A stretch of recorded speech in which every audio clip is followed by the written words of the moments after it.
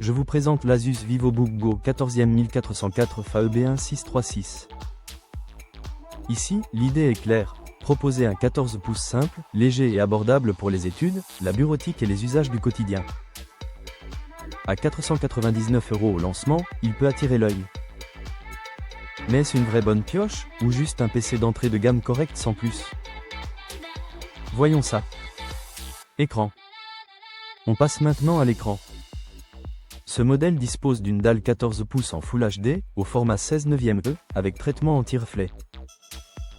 Sur le papier, la définition reste correcte pour travailler et regarder des vidéos.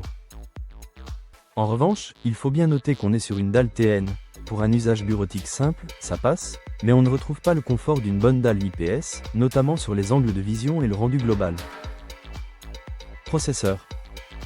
À présent, examinons le microprocesseur.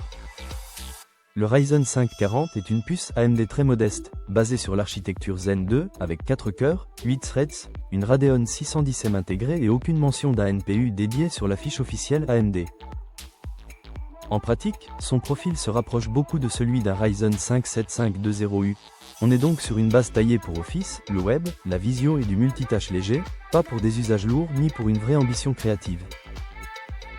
Finition et matériaux. Qu'en est-il de la fabrication?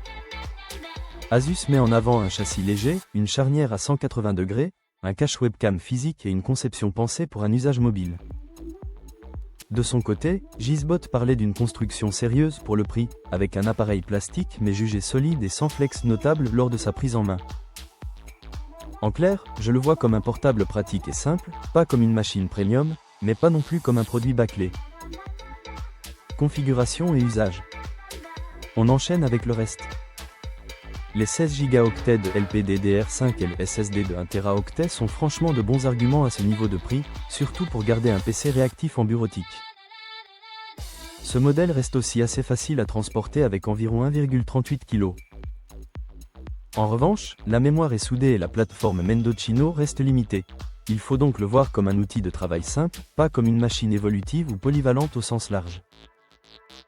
Prix et verdict. Terminons par le prix.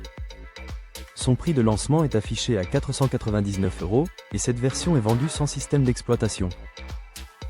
À ce tarif, je trouve la proposition cohérente si vous cherchez un petit portable bureautique, léger, avec beaucoup de stockage pour le prix.